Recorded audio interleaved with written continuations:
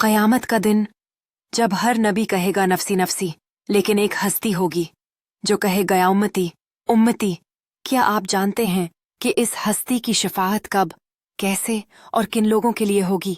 आज हम कुरान और सहीह अहादीस के साथ वो सच जानने जा रहे हैं जो हर मुसलमान के दिल को रोशन कर देता है।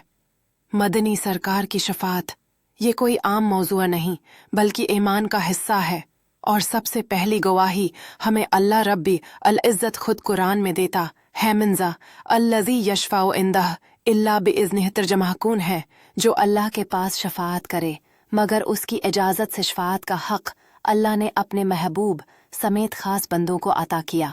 और दूसरी जगह रब फरमाता है, रसूलन यशहद अलैकुम, नबी को क़यामत के दिन गवाह और शफाअत करने वाला बनाया गया है। दूसरी आयत में रब फरमाता है, आसा अन यबअथक रब्बुका मक़ामन महमूदन, तर्जम हामिद है कि आपका रब आपको मक़ाम महमूद पर फाइज करेगा।